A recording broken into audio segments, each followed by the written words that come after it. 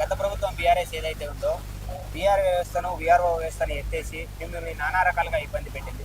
ఇప్పుడు ఏదైతే రేవంత్ రెడ్డి ప్రభుత్వం వచ్చిన తర్వాత కొత్తగా మీకు జీపీఓ పోస్టులు ఇవ్వడం జరుగుతుంది. దీన్ని ఎట్లా చూస్తారు?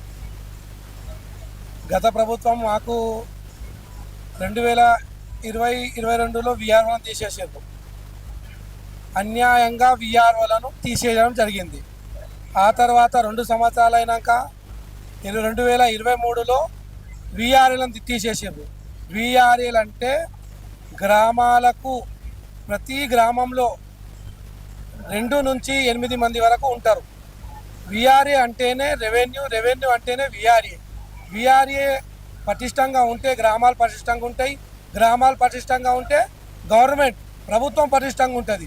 కాబట్టి 2023లో మాకు 21,000 మందికి ప్రమోషన్లు ఇచ్చిర్రు. ప్రమోషన్లు ఇచ్చి విఆర్ఏ నుంచి ప్రమోషన్ ఇచ్చి వివిధ శాఖలకు, అంటే ఎన్నో శాఖలు వాళ్ళ ఇష్టం వచ్చిన శాఖలకు మాకు పంపించారు. మరియు మా ఉద్యోగం అనేది జిల్లా పోస్టు, జూనియర్ అసిస్టెంట్ కావచ్చు, రికార్డ్ అసిస్టెంట్ కావచ్చు, ఆఫీస్ సబార్డినేట్ అయినప్పటికీ జిల్లా దాటిచ్చిర్రు, జోన్ దాటిచ్చిర్రు, మల్టీ జోన్లు దాటిచ్చిర్రు. కానీ ఇప్పుడు వాళ్ళు 2 సంవత్సరాలు చాలా బాధపడ్డాం. మా ఫ్యామిలీకి దూరంగా ఉన్నాము. మా చాలా ఒక సంగారెడ్డి నుంచి భద్రాద్రి కొత్తగూడెం జిల్లాకు 550 కిలోమీటర్లు ఉంటుంది.